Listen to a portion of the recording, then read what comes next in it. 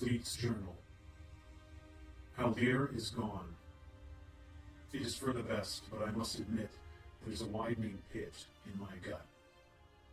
With his departure, there is a sense of loss, but something tells me I will see him again very soon. My nerves are raw, my senses overwhelmed. I have turned to meditation, hoping to quiet my mind, but to what, or to whom, do I direct my thoughts? Civis? Akatosh? Perhaps neither. Only thoughts of my Valeria bring me comfort now. 3. Only 3 words has she ever spoken to me. 3 words that I remember, but how important they were. I love you. 3 words I have never heard before. And the most powerful sounds ever grace my ears.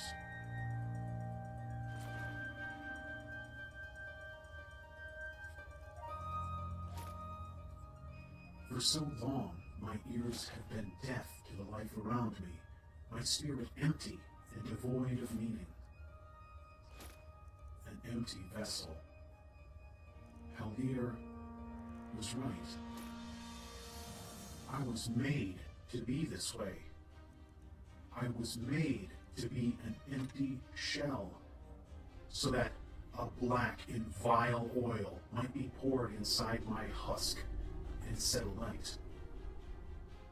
This is how he wanted me.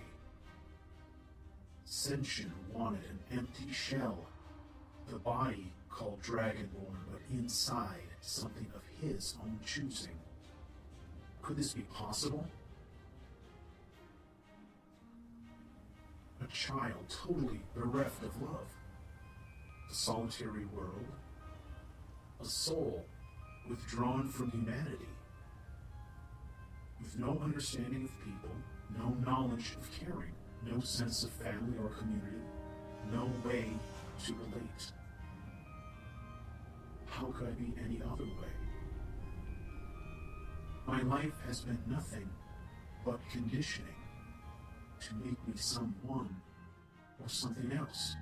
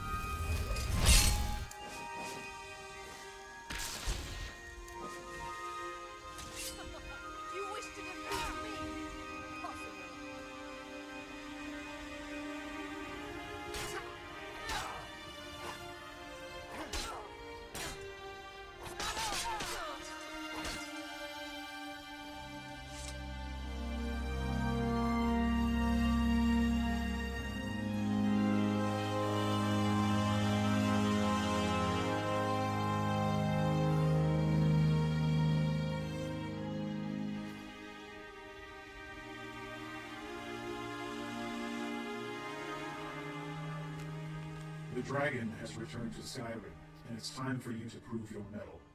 There has been much talk of your abilities, but you have yet to demonstrate them. This job requires a light touch. Under no circumstances are you to engage the dragon. Your instructions are to locate and report.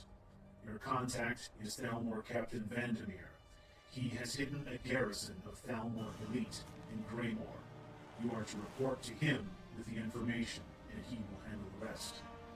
Captain Vandermeer's relationship with the bandits who own the castle is tenuous at best, but should hold so long as he keeps filling their purses with gold. Even so, report and get out. If things go badly, there must be no trace of the Brotherhood left behind. I have given you a list of locations the dragon is known to frequent. He's bound to show up at one of these sooner or later. Don't foul this up.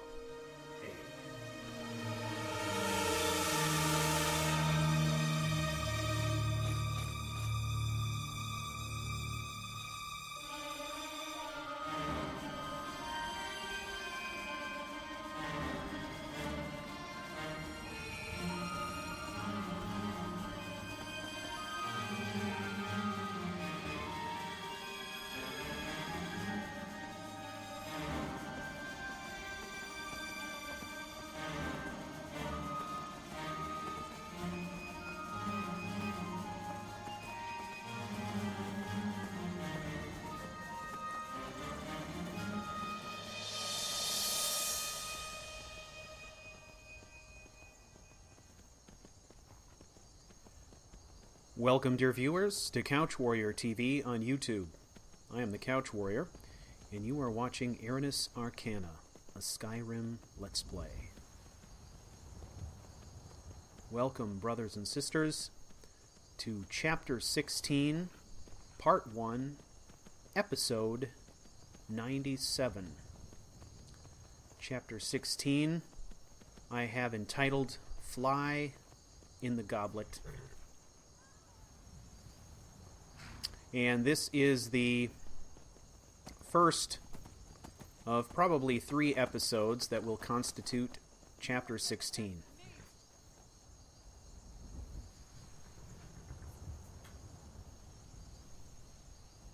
I want to welcome you all back to the story. 2 of my favorite things in the world. Talking to you all and drinking coffee, and I happen to be doing both at this very moment.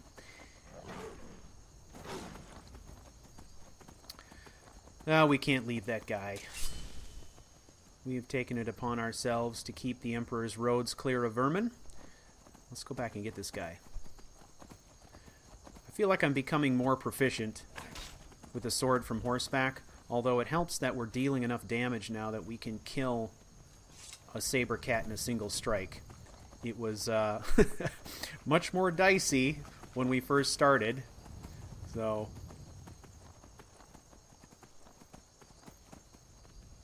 at this point, Fleet is level 44 and rapidly approaching level 45.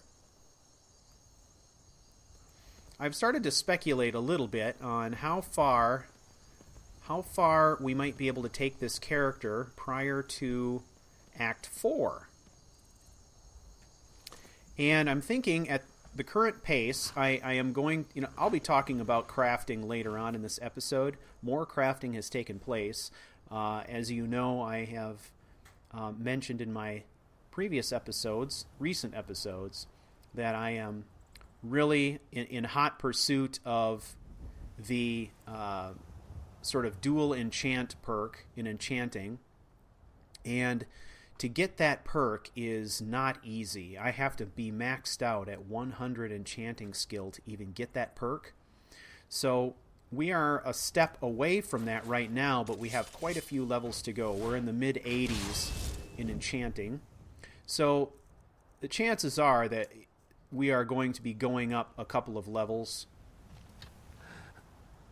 and still not be able to buy the enchanting perk, the last one that we want. So my plan, I think, is to invest those perk points elsewhere rather than save them. but we may talk about that later as well. Now, in the previous segment, of course, he was unexpectedly attacked by someone in Dark Brotherhood armor outside Broken Fang Cave. And on that person was a contract that very clearly implied that he was a target. Not necessarily a target of an assassination, but a target of a plot to turn him over to the Thalmor. So there are many, many questions coursing through Fleet's mind at this moment as he tries to reconcile what all of this means. We did confiscate the armor on that individual, as well as a rather wicked-looking weapon called a boarding knife. And I think we're going to be working on that boarding knife later, crafting it up, and I plan on making a very special implement out of that boarding knife. But we will talk about that shortly.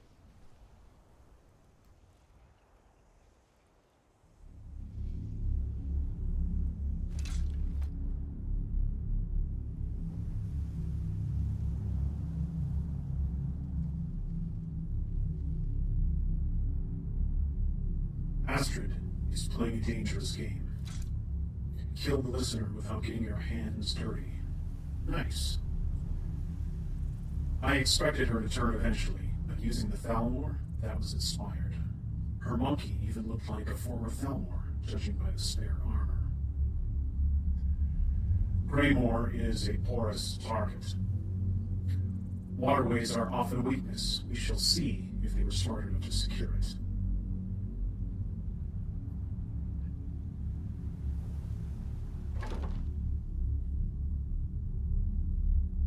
Foolish. An unsecured sewer is asking for death.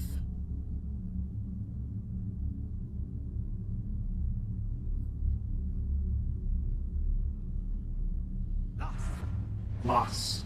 And the dragon tells me there are at least 7. 7 dead. I wonder how she expected this to work. Perhaps if I had been taken unaware, it would have, but her new recruit was sloppy. Very sloppy. Going for the kill was a mistake of pride.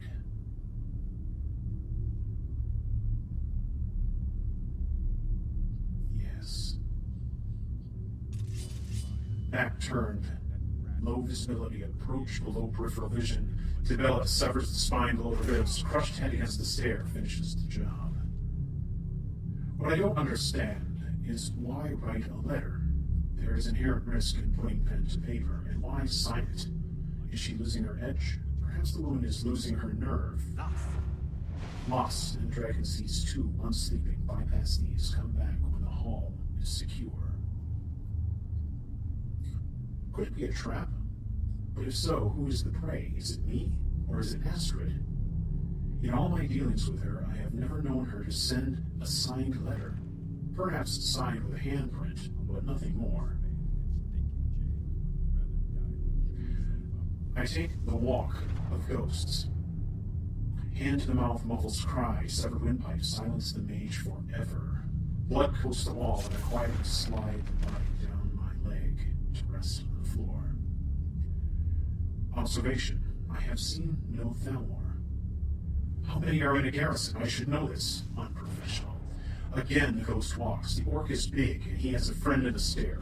Chokehold crushes windpipe. Easing him down on my body secures the silence. Loss. And the dragon sees one in the stair. I wait.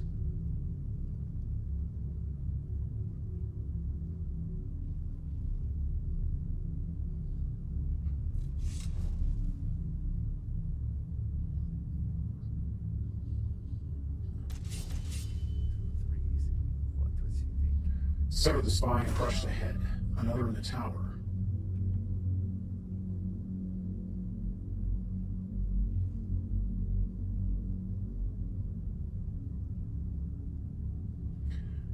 Approach low and beyond mortal sight. Slit throat from ear to ear. A gouge of blood, but the ghost keeps me clean. If Astrid were being set up, who would it be and why? Bjorn loves her. No. Gabriella is loyal. No. Nazir hates politics. No. Cicero in hiding. No. The Zara owes her. No. Festus, too much to lose. No. The bet? Maybe. But why now? The bet? Spell tome. Talent strike. I could use this. Keep it.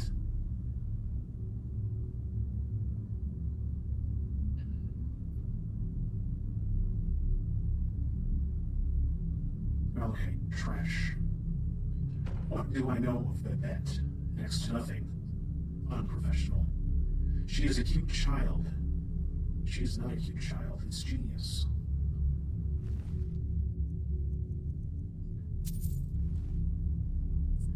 These men carry untarnished septums, payment from Thalmor. Small amounts, underpaid, opportunity. Where is the bet's loyalty? Does she honor the old ways? Vampires can be ancient. What is her age? I must know this. I will find out. If she is old enough, she may have seen the practices of old. Does that make her an ally? Unknown. That seems to have a bond with Nazir. Does that make her an ally? Not necessarily. Two in a closed room. Space too confined. Let's draw them out.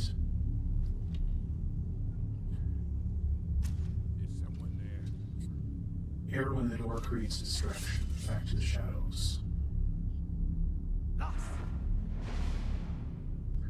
Lost. The dragon tells me the target has taken the bait. I take the ghost walk. Catch him before he wakes his friend. Chokehold crushes windpipe and preserves the painful silence.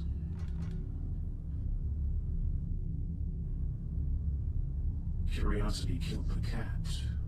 Would have made more sense where he can cheat. Humorous.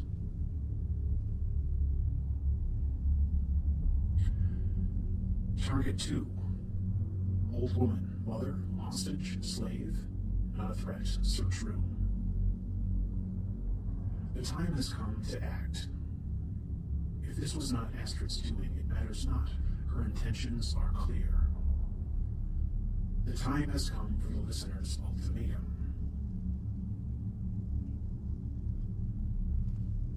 Choose now. Is it speaker or listener? Brothers and sisters of the dark must choose. The choice is binary. There is no gray in this. There is the new, and there is the right.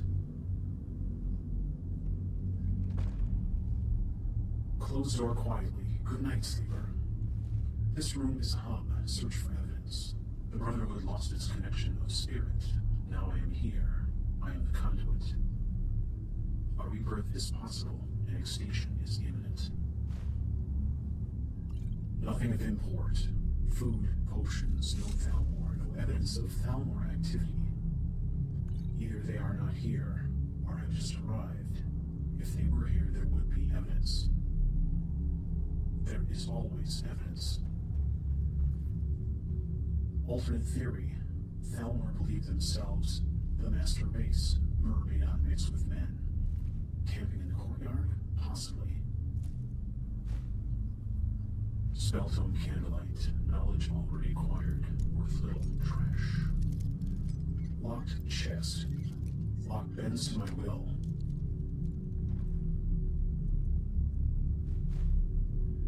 Gems. Gold. Iron. And lockpicks. Iron war axe. Trash.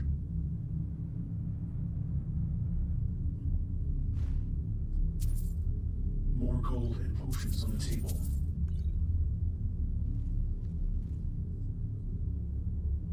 There must be more. Remember. Door in the dining hall. Let's check that. Assumption. Stairs descending. Tripwire. I have come full circle. All in castle proper dead. Traps in the hall. Evade traps. Observation. The criminal mind has no gift for the hunt. Trap placement obvious. No attempt to conceal. Amateur. Astrid is no amateur. That's not her letter. Chest in the basement.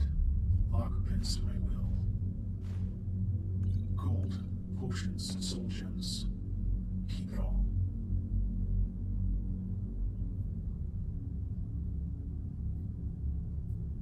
Astrid will not like being challenged.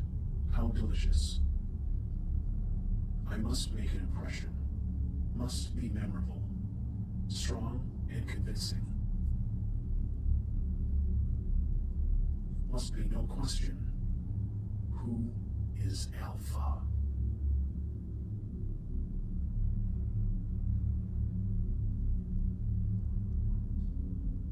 Dining hall, unsearched door. Observation, hall soaked in oil. Is this a defense or just sloppy? Proceed with caution. Assume defense, expect resistance.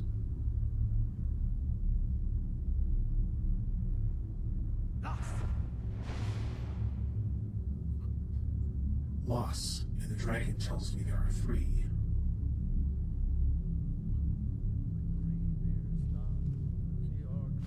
Gold on table. 1 is a bad singer, or is it a bad song? It matters not. Waiting.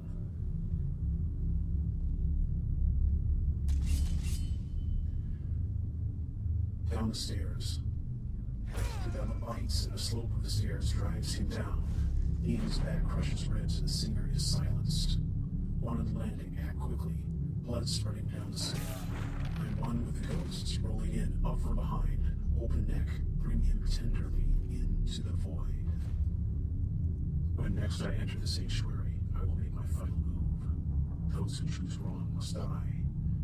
There is no glory in the killing. It is necessary, and will be done by my own hand. Lonely scum down the hall, he must join his friends. Echo sounds like dead end, cells for hostages. Bone chimes?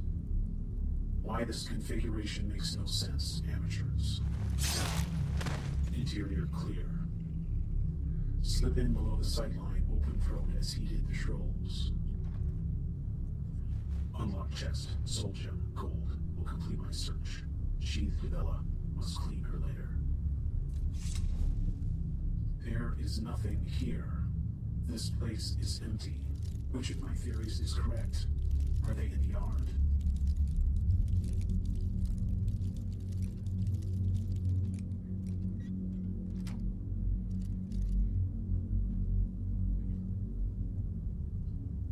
Open paneled wall. Master lock.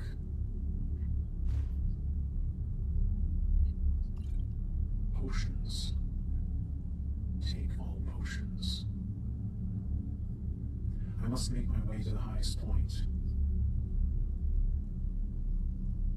The highest point will be the safest overlook. Ladder in the tower will investigate.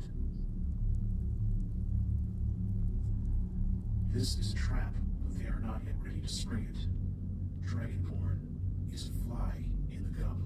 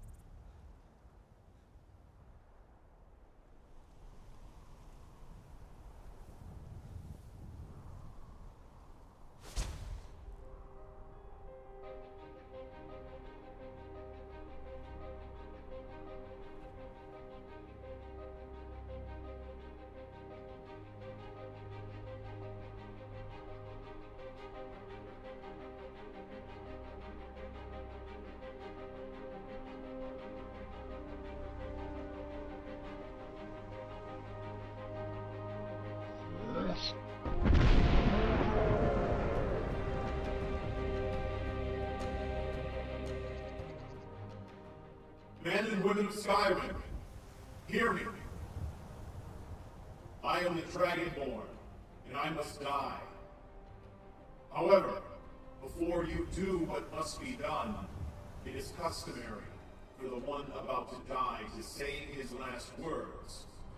Words that will be recorded in the annals of history as the last utterings of the accused to the world. As such, it is essential that I be judicious with my words and eloquent in my expression. I am the Dragonborn. I am not legend. I am not rumor or whispers in the back alleys of the far reaches of Skyrim. I am real. I am here. And I am guilty. I am guilty of impure blood and barbaric violence. I am guilty of dark deeds and a wild heart. I am guilty of loving Skyrim and those who call it home. Nonetheless, these mean nothing in the face of my greatest crime. I am not of the myrrh.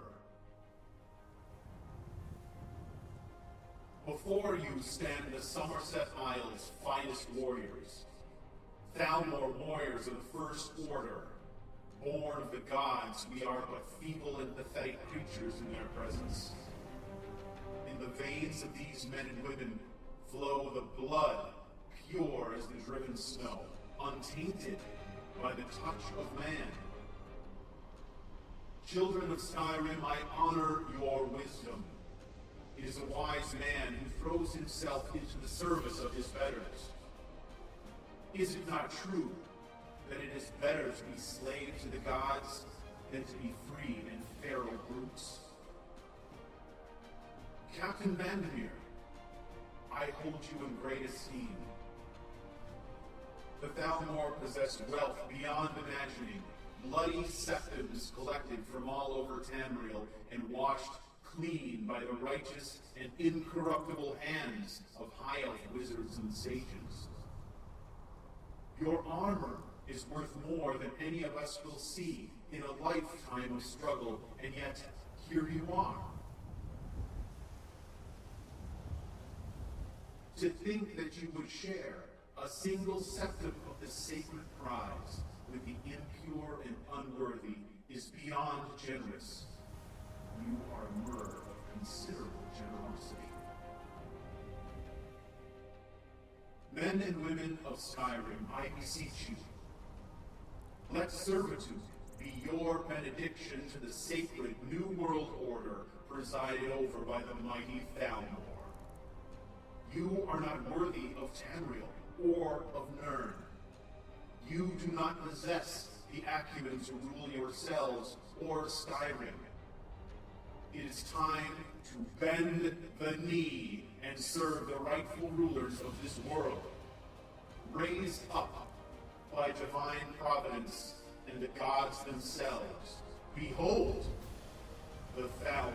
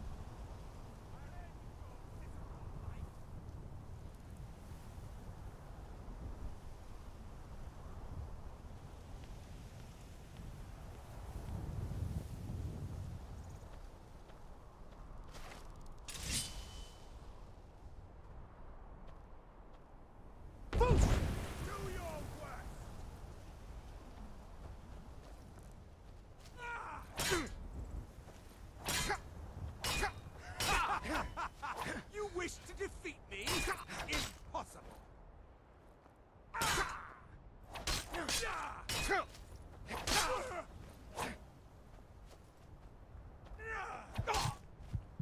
You are but a dog, and I...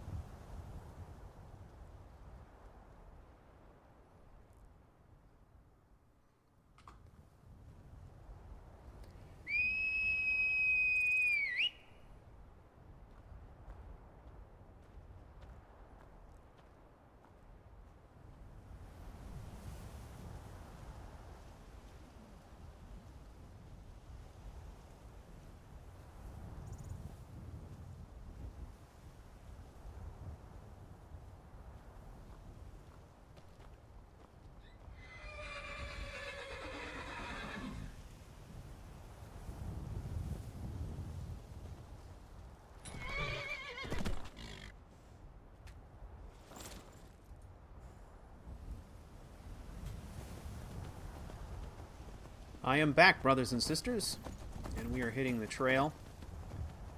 We are headed to the Night Gate Inn, where we are to perform an assassination. And this assassination will be the elimination of the gourmet. The objective, of course, is to take his writ of passage and then pose as the gourmet and serve a dinner that will include the Emperor and take that opportunity to hopefully kill the Emperor. That is the plan. But we have a little bit of a ride ahead of us here. And I think that I am going to make a quick stop on the way, talk to our fence at Haunting Brew Meadery. We haven't seen him in a while, and I've got some stuff that I could liquidate and turn into septums, which would be great. I have been spending a lot of septums lately on training, so we have to replenish the coffers. We have plenty of valuables, it's just we never get around to selling it, so I may as well stop since I'm on the way by and turn a little bit of this stuff into cash.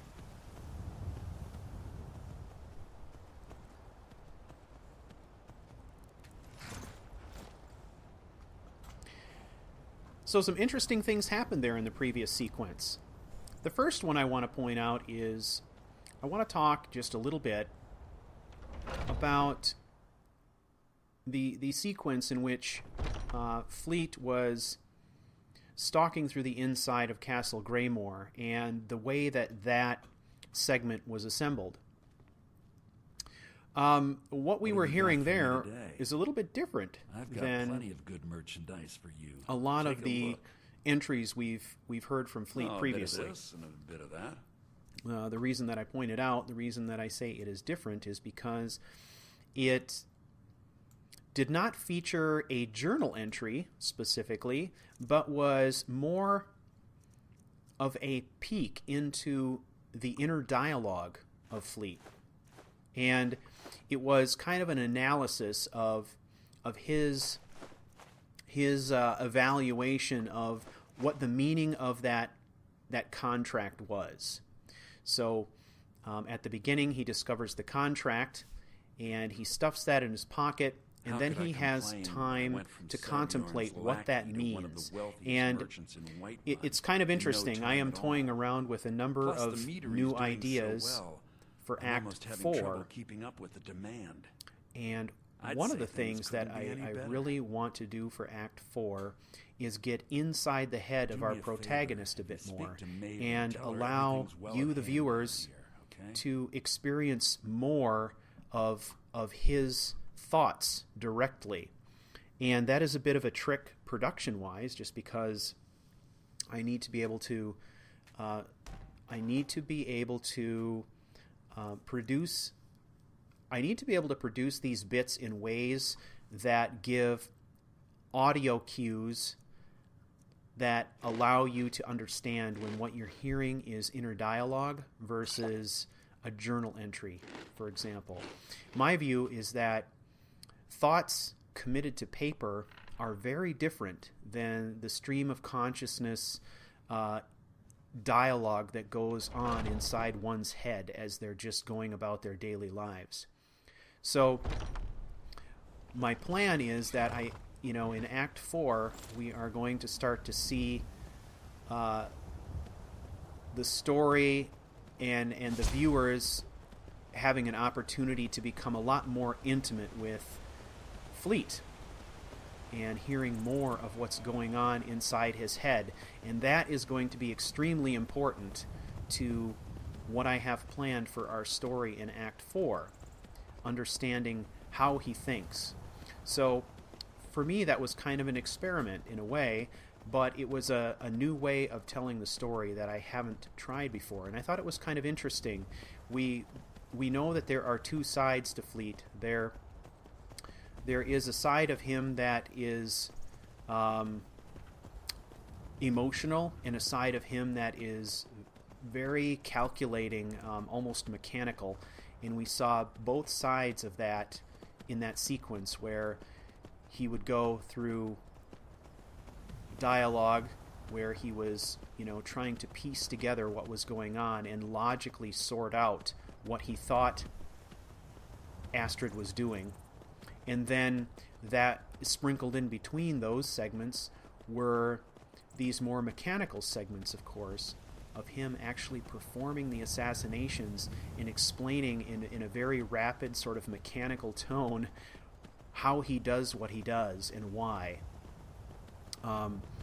And I love the interplay of those two voices in an inner dialogue. So it was something that was an experiment, but something I plan on expanding on and refining for Act 4, because I think it'll be extremely important for you as the viewers, the consumers of this story, to be able to get more intimate with this character and understand what's going on in his head. So it's a long way of saying that I'm going to be doing some new things in Act 4 that I think will really add some interesting color to the story, and it'll give me a new way to communicate with you about what's happening other than just narrative through journal entries, which I think is pretty cool. Anyway. Then we also saw, of course, a little bit of speech making there. A little bit of speech making by Fleet. And you can see, based on the last episode, of course, his encounter with the dragon, since that encounter, he has begun to sort of own this title of Dragonborn. He is now referring to himself as Dragonborn openly, and he is addressing the people of Skyrim, even though they are bandit scum. He uses what he knows of the Thalmor to entice them to riot against the Thalmor, thus bloodying the Thalmor before he even has to draw his blades. So we're starting to see new and different sides of our protagonist. And I think it bodes well for how exciting things could get in Act 4. Well, we are here. Now we just need to wait for nightfall. We're going to wait till it's good and dark. We're almost there. And then we will start our mission.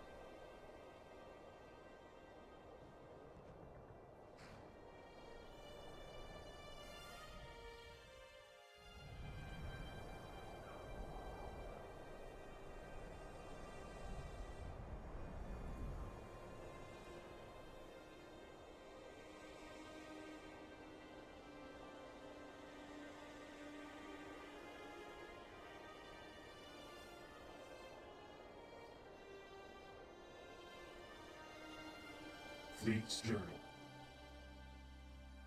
Waiting until nightfall is the correct course of action, however sitting idle is vexing. It allows the mind to wander into dark places that are best left vacant. Recent events have caused me to question everything I have come to believe since my escape from the spike. What has this pursuit of SEL-h and his will brought me? I have found no peace in it, not truly. What I have found is a mission.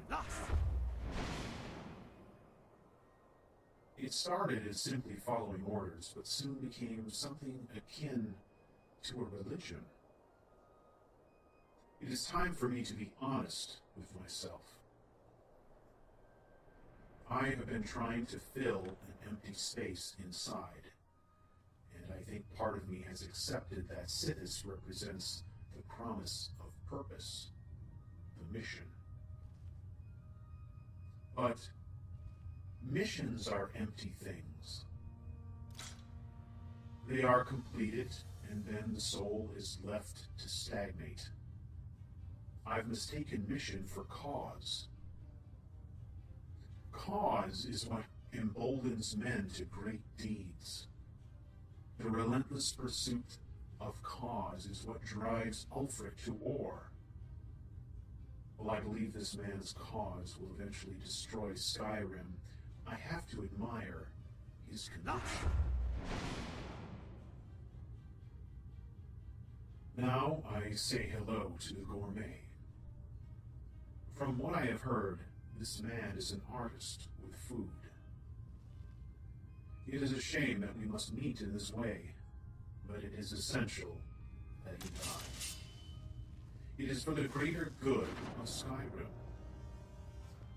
He will pass into the void quickly and free of pain. Then I must hide the body.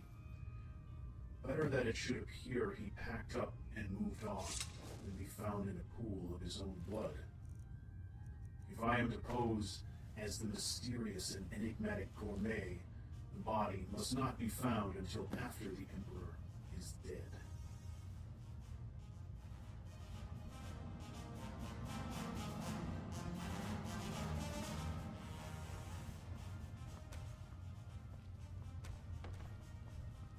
My cause has been empty. Killing the Emperor was about control. Control over those in seats of power, but to what end? To make the Dark Brotherhood more formidable? To rebuild an organization dedicated to contract killing? The Brotherhood fulfills an essential function without doubt. But what does it do to make the plight of the common man any more tolerable? Missions do not inspire conviction. What is my cause?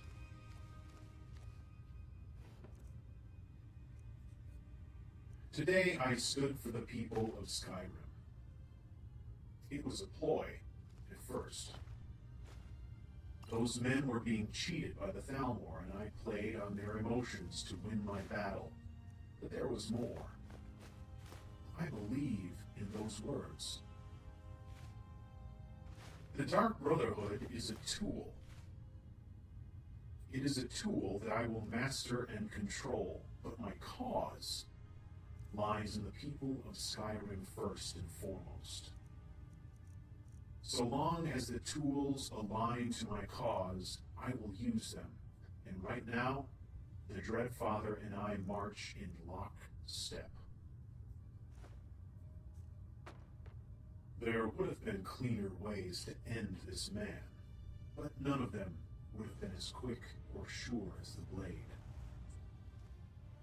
The buckets of water provided by the innkeeper will allow me to clean the floor of blood, further concealing his fate from the world. It seems as though I have a gift for scrubbing floors. Perhaps I missed my true calling. With clean floors and conscience, I am free to re-enter the outside world.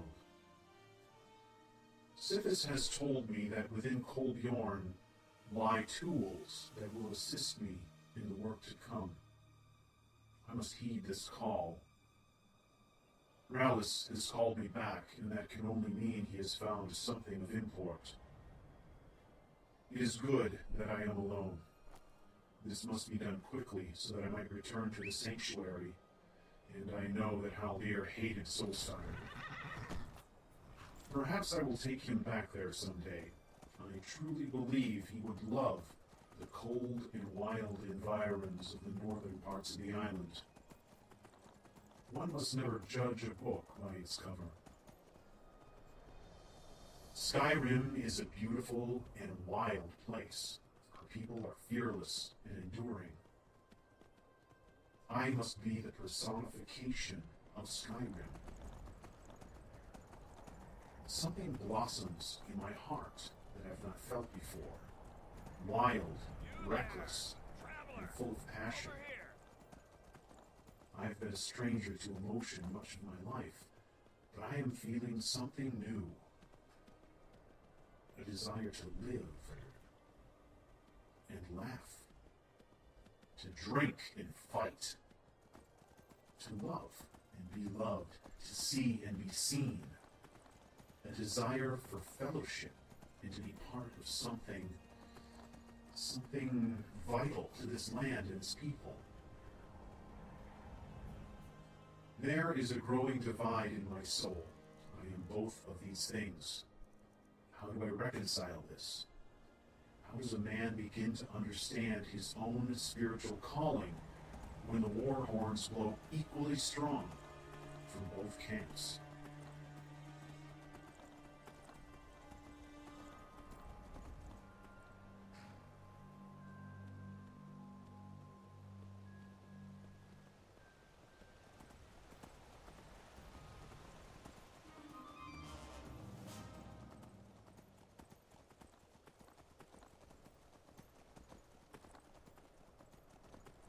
I am back, brothers and sisters.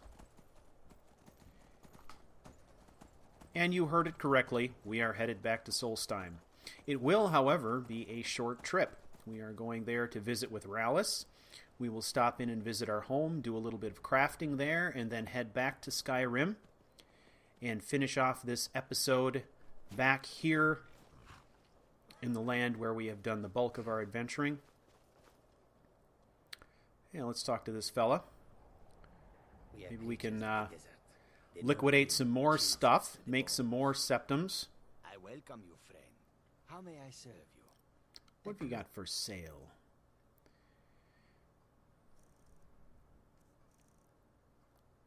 Now, at Haunting Brew Meadery, I was able to liquidate some gems. That guy doesn't have a ton of money. And, of course, we've been so focused on our assassin abilities and our fighting abilities and enchanting that we haven't really invested any time at all in speech skills and thus speech perks, which would help us get better prices. So it is our lot right now to just kind of make money a little bit at a time, but that's okay. That leads me to a topic of interest, something that I wanted to talk to everybody about in this episode, because we are rapidly approaching the beginning of Act 4. Act 4 will start with episode 101, and I'm expecting that to happen probably sometime around March 1st. That's what I'm targeting. So we've got, well, this is 97, so we've got 3 episodes left, with episode 100 being our Act 3 finale. And judging by my pace recently, I would say that I'd probably be doing well to crank out these last 3 episodes in the time remaining between now and March 1st. I've been averaging about 2 weeks per episode. This one is coming in at 2 weeks, I believe. maybe slightly less, which actually isn't too bad when you consider the length of this episode, which is going to come in somewhere around an hour and 50 minutes, and the fact that I also produced an episode of Death Mentor in between. So, He hired not the too others bad. and paid for my goods. I am allowed to run the caravan, but I pay Rissad a percentage of my profits. I say this without bitterness, for it was Rissad who saved me from a life of servitude aboard a trading ship. I am grateful to have the life that I do now. It is a far cry from my days as an orphan on the streets of Corinth. I hope that you will come to do business with us again.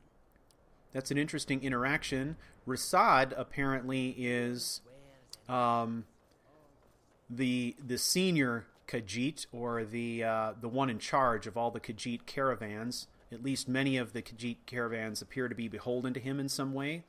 And Rissad is the Khajiit who runs the caravan that we see periodically in Whiterun. So I have a feeling that Rissad is going to be an individual that we will want to pay attention to in the future.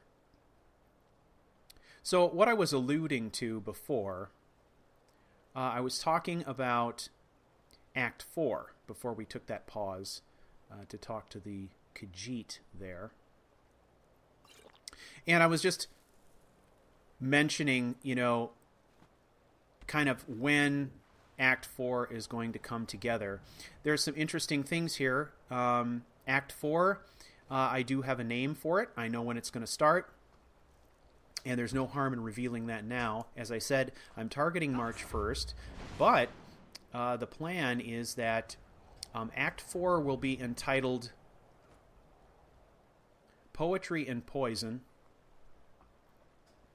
and it will start with Chapter 17. And my plan is that with Act 4, to get back to a more regular schedule of producing episodes that come in at around 1 hour in length. I put myself in a box here, which I think was well-intentioned, but it made my life difficult here towards the end of Act 3. I really wanted to have Act 3 end with that sort of, episode 100 milestone, and I put myself in a position where I sort of placed an artificial deadline on when I wanted to end Act 3 and forced myself to create these monstrous episodes in order to get there. So that has increased my production time. So, we're looking at 2-week gaps between episodes, which is really not where I want to be. So starting with Act 4, I will be going to a fairly regular schedule. I will be trying to produce 1 episode per week at an hour or less, and try to, kind of stick with that. And I've learned a lesson here that, I probably won't be placing those kinds of limitations on myself going forward. When I hit momentous episodes, 50s and 100s, things like that, I'll find other ways to celebrate them rather than doing things that cause me production nightmares. You all have been wonderful viewers and have been very gracious in watching these episodes, even though they're very long. And my retention rate has stayed surprisingly high, up over 40 and 45% for episodes that are almost 2 hours long, which is actually quite amazing. So I really do appreciate all the support. I'm beginning to like this partnership. Here you go. So we've got If you need some any Empire supplies, Company you know where to find me. pendants here. East Empire. We'll get rid of those, make a little money, Head over to the retching edge of the ash. and then we will head up here to our house and have a look around. So earlier in the episode, I was talking about really focusing on enchanting, and we talked about the last episode as well. I've always had a fairly strong inventory of filled soul gems just from, finding stuff around Skyrim. But in my efforts to increase my skill levels in enchanting, I have tapped out almost all of those soul gems, which means I am in a position right now where I have tons of soul gems, but I don't have many that are filled. So I need to get very serious about filling soul gems, and that means I need to get serious about creating some item I can use to do soul trap and fill up some of these things. That is the only way that I am going to be able to increase my levels in enchanting, is to kind of grind on enchanting items. Now I have tons of items. I have all kinds of rings and necklaces and stuff we've acquired on the trail. Actually, silver ingots, things like that. I could make tons of rings and do the work. I just don't have a lot of filled soul gems anymore. So my plan is I'm going to use the boarding knife that we found on that assassin who attacked us outside Broken Fang Cave, and we are going to turn that into a weapon that will be used as an implement for trapping souls. So that's why I kept that.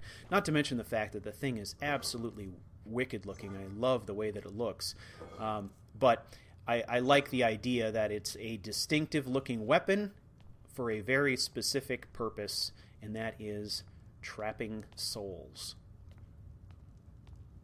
So really what we need to fill a lot of these lesser and petty soul gems, which is pretty easy to do along the trail. Filling the black soul gems and the grand soul gems is a little bit more challenging, just because, those are the instances where we're actually fighting people who can hit us back. Filling the petty ones is pretty easy. One of the things I recommend, if you haven't done so already, if you're looking to fill a bunch of petty ones so that you can work on your enchanting skill levels, is to go to Whiterun and follow the creek beds. Follow the creek beds that are west of the city down through the plains, and you will come across tons of mud crabs. Just go after the mud crabs, clean them out. You can easily fill 10, 15 or more soul gems right there. Plus you'll run into saber cats along the way. I'm not the sort of person who does stuff like, killing elk and deer and goats to get their souls. But I don't have a problem with taking out a mud crab. So quite often I'll do that. That's one quick way to get those things filled up so you can do a little bit of grinding. Now, one of the things that I need to focus on as well is alchemy. I'm not really too concerned at this point about alchemy perks. I'm probably not going to invest in alchemy perks anytime soon, but I am interested in learning what some of these other ingredients do. There aren't that many potions that I use, but the ones I do use, I use quite heavily. So invisibility, fortify marksman, damage health, resist fire and frost. Those are some that I use the most frequently, as well as, fortify enchant and fortify smithing. So I do plan on doing some grinding too, just going through all the ingredients I've acquired and trying, mixing and matching them to see how many different combinations I can discover. That is always fun. But I'll probably do that once I get back to the vaults, because in the vaults I have all kinds of stuff there stashed away that we've acquired over the course of our adventuring, and then I've just been dumping it off, so there's a barrel there just filled with stuff. So I will probably save a lot of that exploration for when I actually get back to the vault. So at this point, Fleet has traveled to Solstheim. We're going to, little rest and relaxation here. We're going to spend the night at our home, the solitude of our home here on Solstheim. And then, with a little sleep and a little food in our stomachs, we will head out to visit Rallis and see what's going on out there. And then, with any luck, we'll be able to do a little bit of enchanting after we come back and before we head back to Skyrim. I think that is the plan.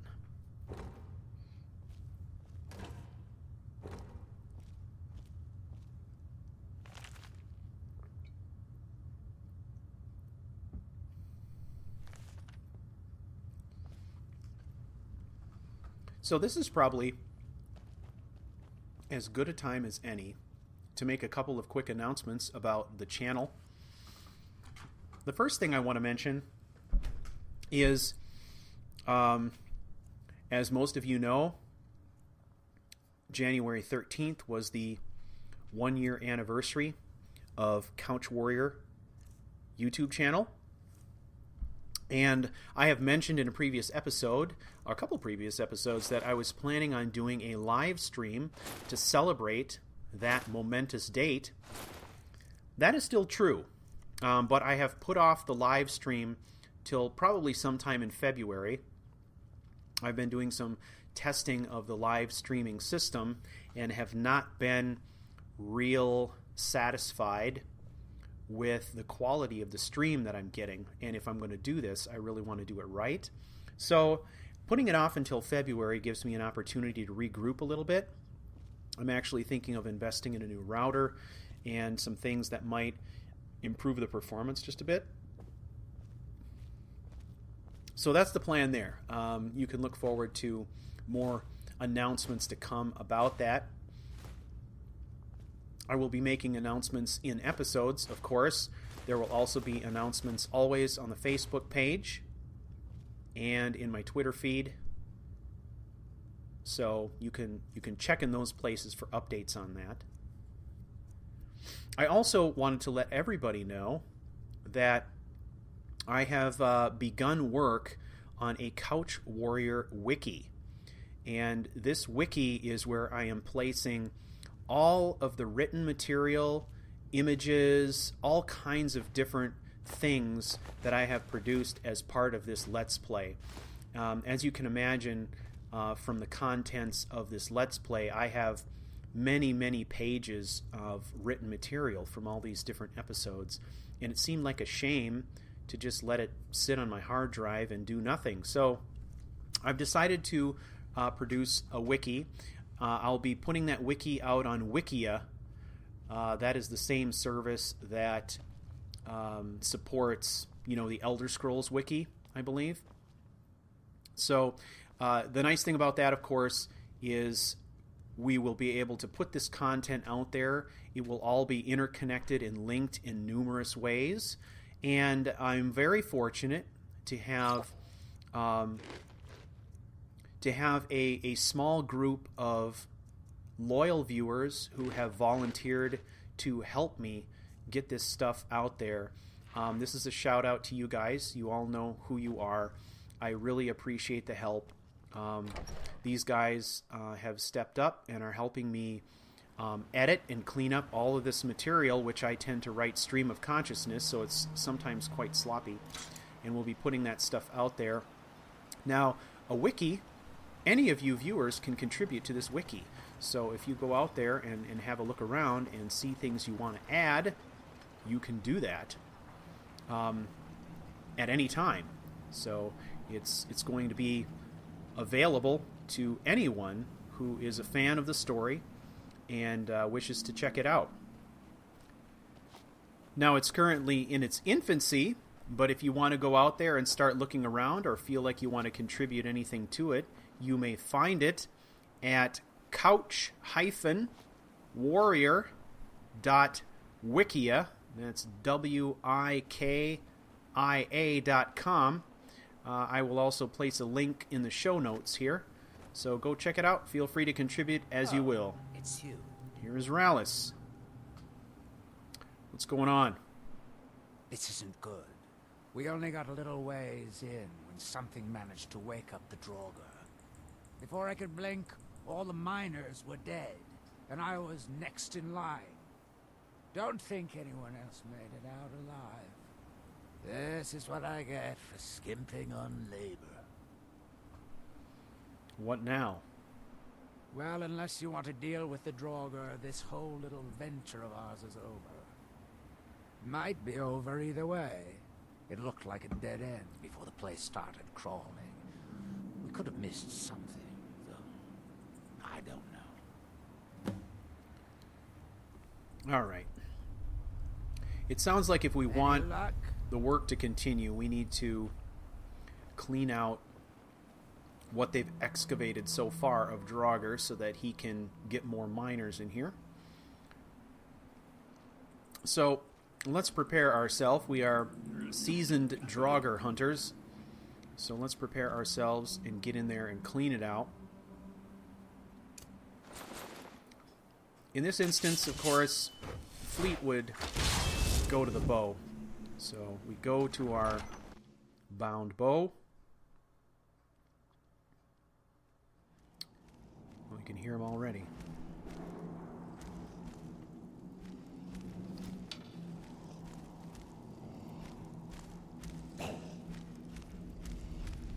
Oh, he sees us. We gotta pump him full of arrows fast. Lost. Oh, look at all of them. Okay, we're gonna switch here to Unrelenting Force. This'll keep them off us if they are able to get too close.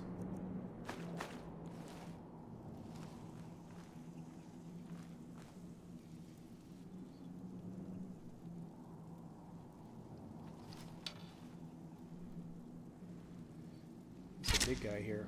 Ooh, that glitched. My arrow just stopped in midair. Look at that. That draws him right to the stairs. That's not good. Okay, I'm going to fire one high in down range to try to back him off. Looks like there's a door or something down there. We'll try to put one way down there. Look at that arrow just sticking in nothing. Okay, put one way down there. Sounds like we woke up more. Now it's time to pepper them in place.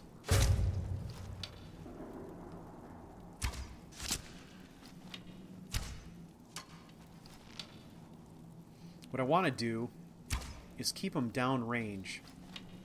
So anytime they get wise and start coming back, we'll put another one down range. There's two. Ooh. Level 99 in archery.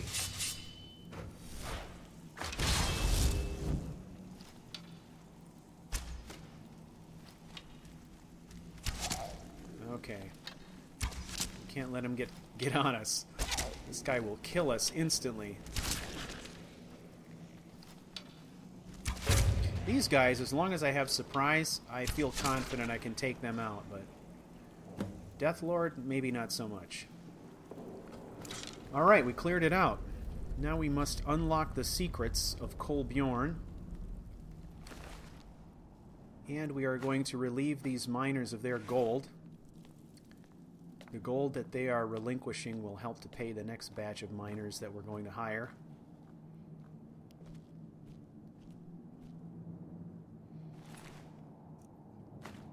We'll take an ingot too.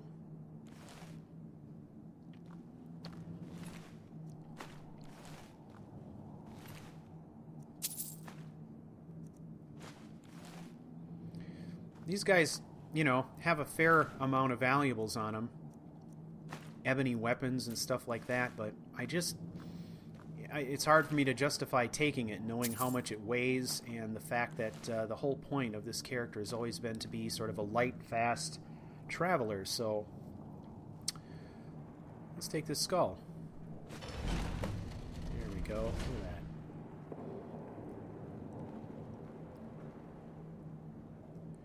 Okay, let's go check this out.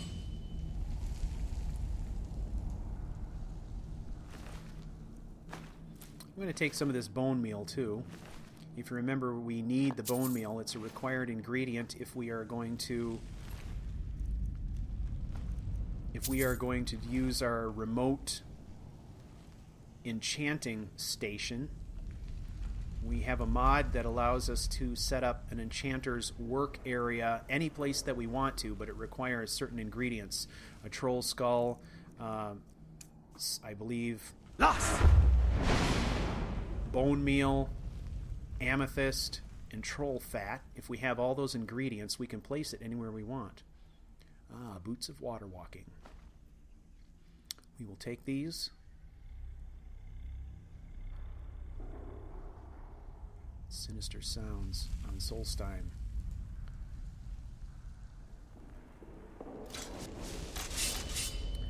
Okay, Fleet would view that as the objective, really.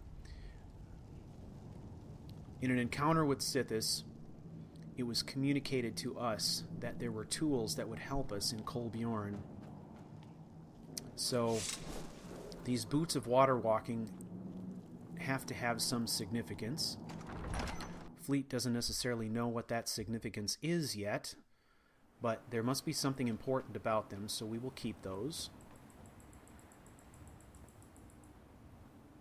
Now we'll inform Rallis that it's clear, and he's going to want another investment of gold so that he can hire more miners. Any luck? I've dealt with the Well, Draugr. perhaps there's some hope for us yet. Now, I have to go recruit some more miners. It won't be easy, seeing as none of their friends came back from the first attempt. We'll have to sweeten the pot a bit this time. I think I'll need, say, 2,000 sequins to hire replacements. Well, we don't have any choice. We're going to give him the 2,000. We've got it, so... I never get tired of that sound. All right. It'll take me a few days to dig up some more laborers, but swing back when you get a chance. See how we're doing.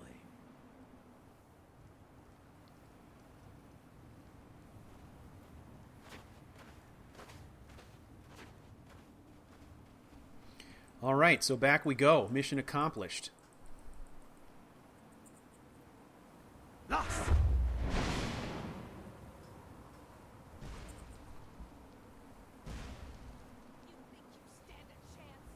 Sounds like we got a mage battle going on here.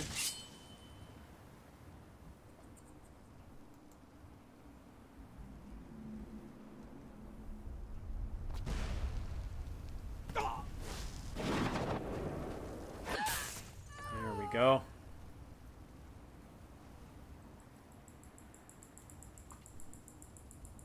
Lost! Okay, there's the other one. Let's sit tight here. Let's see if we can draw her back around. Oh yeah, this is good. We got Ghost Walk ready. Come on in here. Come on in here. Mine's playing tricks on me. It is. Okay. And with that, 2 mages eliminated. Neither one of them knew what hit them. Love playing an assassin. It's just the best. So let's go back to Severin Manor, and we will prepare for our trip back to Skyrim. We're going to do some enchanting. You'll notice the first time that I was there, I gathered up every single soul gem that was there. Those are all empty, and I need to fill them all at some point to keep my levels in enchanting moving forward. It's a long way to level 100, and we have to hit 100 before we can use that dual enchant perk. So that is the objective at this point. So one of the things that I have got here, it's a new mod. You can see these boots of water walking. This is a unique item, and normally I wouldn't be able to disenchant this, but I am using a mod called EZES Artifact Disenchanting, and if you go to the website, there are several different flavors of this mod depending on which DLC you have installed. You can take one or all of them. I am just using the flavor of the mod for Dragonborn DLC, just because there are no unique items that I can think of in Skyrim or as part of the Dawnguard DLC that I would want to disenchant. But this I definitely want to. Now I've skipped out to the smithing area. One of the things I do not have is the smithing perk for arcane smithing. So if I am going to improve this boarding knife, I need to do it before I enchant it. Once I enchant it, I will not be able to improve the quality of this boarding knife. So I need to get that accomplished now and then perform my enchant so that I can maximize my damage. So I'm switching to my smithing gear. I've got an apron, I've got a set of gloves, I've got a ring and a necklace, all of which are going to give me a 25% bump in my smithing abilities. And then, just prior to improving this boarding knife, we will also chug-a-lug a potion. That will give us an additional bump. But first, I need to wait for our smith to show up so I can buy some materials. So we are going to hang out here for a second. Maybe we need to... I don't even know what time it is. Should probably check. Oh, yeah. We got a ways to wait. So... 5 hours ought to do it. So we'll get whatever materials we need to improve this boarding knife. Since we're doing this, it probably wouldn't be a bad idea to just look at the other items that we have in our inventory that aren't currently enchanted. We may be able to upgrade some other items while we're at it. So. Blades, helmets, pretty much anything to suit your needs. All right, what do you got? Looking for raw materials. So the boarding knife is going to be steel. I think I'm just going to take all of his steel. We really use a lot of it. All of our swords, weapons are steel. Okay. So what do I got here? Fortify smithing. This is a potion I made myself. This will give us an additional 60% boost. I'll fix it up right. Let's see what we can do here. Here's our boarding knife. 33 base damage, which is really good. Look at that. Legendary up to 100 base damage. That's awesome. We can improve this Legionnaire's sword. The silver bow we can improve because we do have a silver ingot in our inventory. So let's do that. And the Nordic pickaxe, we might as well. We can do it. Work towards that next level. We're closing in on level 81 in smithing, which is also really great.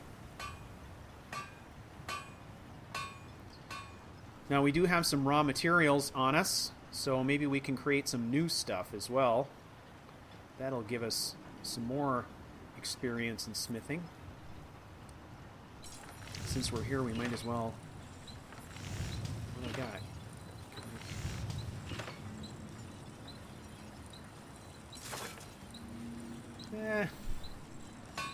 Look at all these interesting weapons. Most of these are from the Jace's Sword package. I've talked about it frequently. It is... If you're only going to load one weapon mod, let it be Jace's, because, wow, the stuff in it is of such high quality. Bosmer Elder Helmet. We can improve that as well. If you've been paying close attention, you'll notice that over the last few episodes, I have come across various pieces of Bosmer armor, and I've been keeping them. Well, Fleet has been keeping them. I don't think it's any surprise to anybody at this point that Fleet has become a little bit enamored with Miravel. And it's a strange attraction, yes, but he's been saving pieces of Elder Bosmer armor, and he is attempting to craft her a high-quality set of armor as a gift. We'll see what happens with that later. Okay, here's our boarding knife. What we want to do is Soul Trap. And Soul Trap is one of these where we don't need to... We want to get as many charges out of this as we possibly can. So we can pull this slider all the way down, give ourselves a crap ton of charges. Now, normally I would hate spending a Grand Soul Gem on something like this. But if I use a Grand Soul Gem, I'll have so many charges on this thing, I won't have to recharge it for a long time to come. So let's quit enchanting.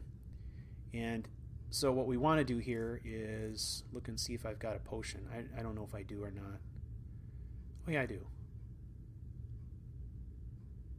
Oops, misspelling. I've got one elixir. This is also a really great potion. I'm burning some high-quality items on this thing, but that's okay. We'll do it. So the slider on the enchantment strength really, all it is it tells you how big of a delay you get between the time that you hit the target and it has to die in order for you to trap its soul. This thing is going to do so much damage with our improvements on it that most of the targets we attack with it will die very quickly. So pulling that slider all the way down as low as it'll go is going to give us a 4-second window in which to kill this person. And remember, that's just one stroke. So if at any point during that 4-second period we hit them a second time, the clock starts running all over again. So we're good to go. And by pulling it all the way down as low as it will go, that also ensures that we get the maximum number of charges on it that we could possibly get. So that's the most, I think, sensible way to do it, most economical way to do it. Not to mention the fact that it's also just a beastly looking weapon, and I like that very much. So we've done what we need to do here. I think it's time for us to leave Solstheim. Short trip, but necessary. Fleet would have viewed this trip as very necessary, given the fact that this lead came directly from our encounter with Sithis. So let's pay our way back. We'll drop 250 say I'd mind heading out to make the trip back. I still need to get paid, of course. 250 septums invested in roleplay. Let's be off. Let's be off.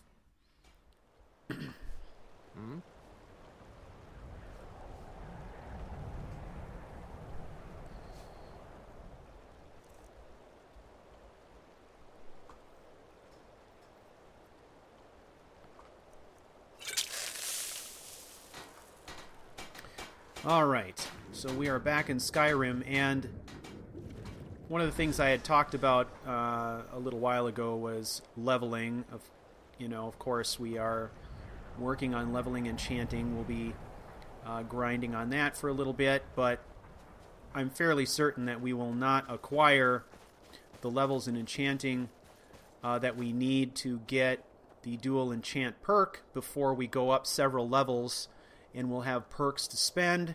I am likely to invest those perks in one-handed. I would like to max out one-handed if I could, and then also get some of the additional perks for charging power attack and stuff like that.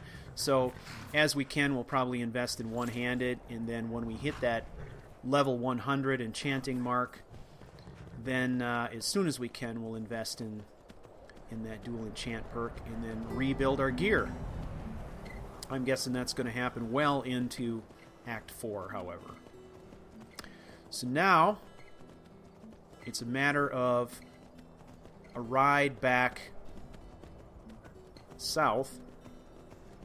So we are headed toward Riverwood first.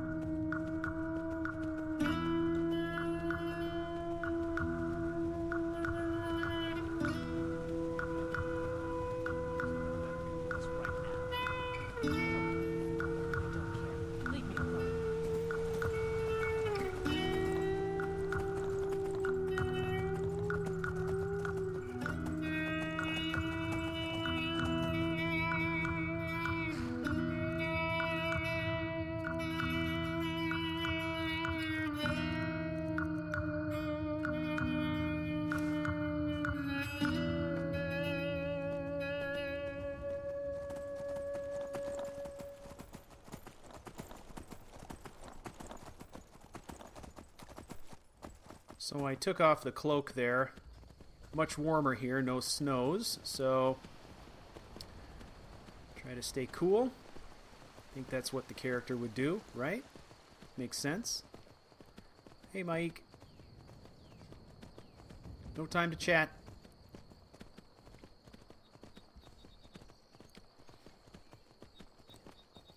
This is one of my favorite rides in Skyrim, this road along the river here. It's gorgeous. And we, of course, are coming up on Valtheim Towers. My guess is that the place hasn't been totally repopulated since the last time we cleaned it out, but we'll check it out anyway and see if anybody's there. We may be able to take out some bandits and test out our boarding knife at the same time. So let's have a look. My guess is there's got to be a few of them there at least by now. It's been a while. So let's prepare ourselves.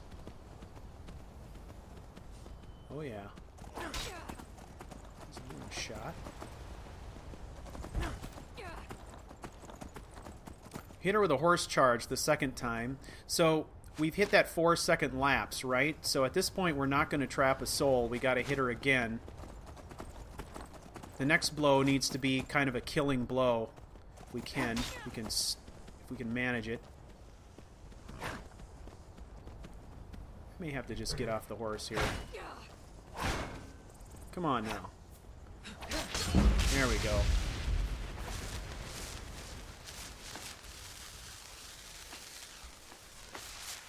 Alright, so we trapped a soul. That, of course, is a grand soul, so that has filled one of our empty black soul gems, and that's going to come in awfully handy when it comes time to create new gear. So what I'm doing is trying to fill black soul gems, of course, in anticipation of the time when we are able to rebuild our gear. We need to have, you know, a strong inventory of very powerful soul gems. So those we will just save. Right, looks like we got a couple bandits here.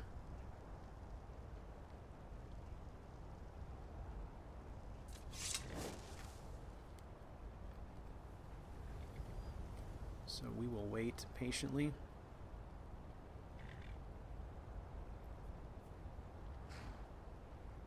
There are a number of things that Fleet is going to want to do prior to going back to the Dark Brotherhood Sanctuary. One of them is we need to stop off in Riverwood and we need to talk to Delphine. And we need to advance the main quest line. Remember, our goal is to infiltrate the Thalmor Embassy, and we need her help to do that, so we need to set those plans in motion. Okay, here we go.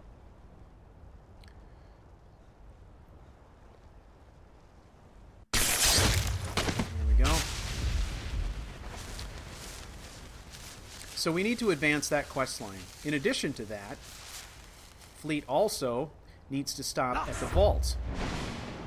We need to drop off some gear. We are carrying more gear than we need to. And remember, we were given a to-do list. A list of things from Miravel that we needed to provide her with in order for her to successfully stage our death. One of those things was a distinctive set of armor that will be uniquely Fleet's, so that when people find the body, there is no question whatsoever as to who it is. So we're going to need to grab some gear there that we can use for that plan. And while we're there, we'll probably pick up some other things. We've got a bunch of empty soul gems there. Alright, let's get this guy.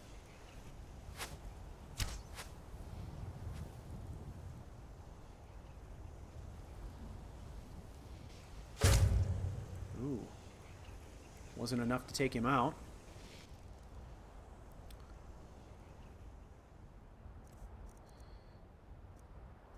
We'll go back to our boarding knife here.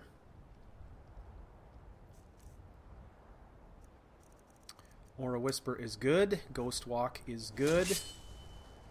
I do not have this weapon hotkeyed at all yet, so...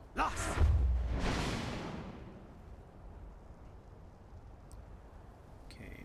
Can't tell if he's coming across. Looks like he's not. No? He is not. So we're going to have to chase him down. Let's do that. So we'll be stopping off at the vault and taking care of a number of things. We'll do some crafting there. Remember, that's where I wanted to sort out some of our alchemy stuff as well.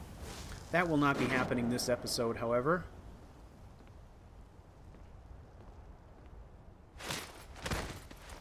There we go. Now that, even though it doesn't look like it, that still counts as a kill with the boarding knife, because the boarding knife is the weapon in hand when I attack. So we get the soul there too. Yeah, see, he's got valuable stuff, but a lot of it weighs a ton. Yeah, I'm encumbered now, so we need to get rid of that sword. I don't really need that big-ass sword. So let's chuck that thing.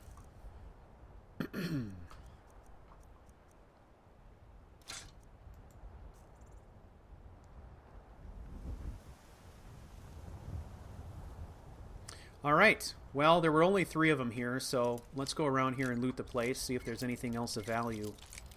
One of the things that I did want to mention before this episode is over is I wanted to take an opportunity to thank each and every one of you who has contributed to my Kickstarter campaign. The Kickstarter campaign started up about a week and a half ago, and we are running it until February 2nd. And the Kickstarter is to help support the production of an audiobook. My uncle and a cousin have written together a series of fiction novels. They have just finished book 4, and I am going to help them, hopefully, convert those to audiobooks. And the Kickstarter campaign is really just to help us raise money for production costs that are going to go into that. We're just focusing on book 1 at this point, and the series is called Well of Sins. It's kind of historical fiction / science fiction. It's about the apocalypse story. Not the apocalypse in terms of, zombie apocalypse kind of a story, but more the historical / biblical idea of the apocalypse. And I don't know, it's very interesting stuff. I love the books, and they're actually quite good. So if you're interested in supporting the Kickstarter, you can find it also linked in the show notes. And by support, what I mean is anything. If you want to contribute $1, contribute $1. If you don't want to contribute anything, that is fine too. But if you can see your way to even just link to it from your Facebook page, that does us a ton of good. And we've only got until February 2nd to get our funding. And if we don't get it, then we'll just have to start all over again. And I'd really love to not do that. So if you can help us get the word out, Warriors, it would be much appreciated. Even if you don't have the capacity to contribute, certainly if you put it on your Twitter, your Google Plus sites, or your Facebook pages, I would just sincerely appreciate it. It would help us a ton in getting the thing funded and getting this book off the ground. It's a great way to support independent authors, people who write books just because they love to write. So, would sincerely appreciate it.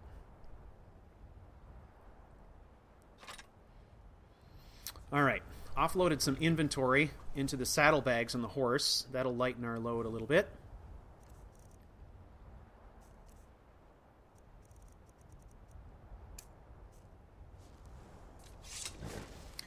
So obviously our story at this point is very much focused on Fleet individually. You will have noticed that all of our supporting characters have vanished. And there have been questions in the comments about these characters, in particular, Nefei. Well, I can tell you with absolute certainty that none of these characters have truly gone away. And we are going to see an appearance from all of them in Act 4. So we all have that to look forward to. That should be kind of fun. But I just wanted, didn't want people to freak out, think that I just had forgotten about them. Nope, I have plans for all those supporting characters and the subplots that come with each one. So, stay tuned. Alright, we're almost there.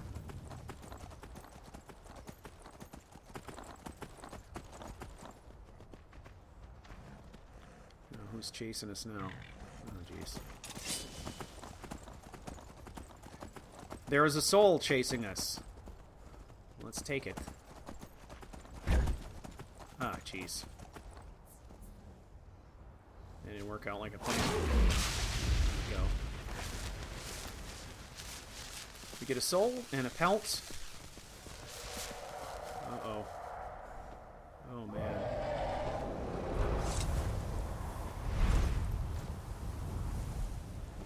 Clear out, horse. Clear out. Oh my god. Alright, this is not good. We are ill-equipped to handle fire-breathing dragons, and this is something that has been... I've known was going to be a problem for a long time, but just have never dealt with. I have one potion. Let's take that. And heal like crazy. At some point, very soon, I'm going to need to create some gear to help us contend with fire. I have just neglected to do that up until this point, and it's really... Oh, man. It's really going to be a serious problem. Look at this guy. We are in trouble. Big trouble.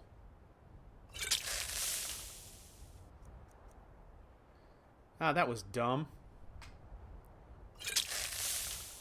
I should have taken the health potions first, and then the invisibility. The act of taking the potion breaks my invisibility, so that was pretty stupid.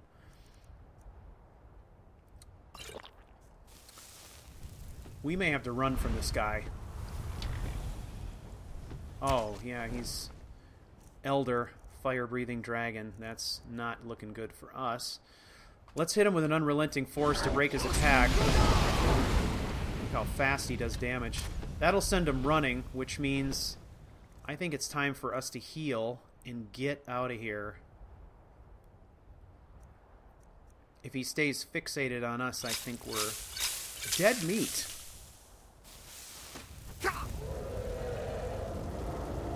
Oh, man. Yeah, let's... Did he go? He did. He did. I think he's going after some Stormcloaks. There's a Stormcloak camp up over the hill. I think it's time for us to get out of here. So, I am running. I love it. We are nearly level 45, and dragons are every bit as deadly as they should be. So, we are just going to run like little babies. I'm not even going to go after that wolf. I'm just going to run. This should be good.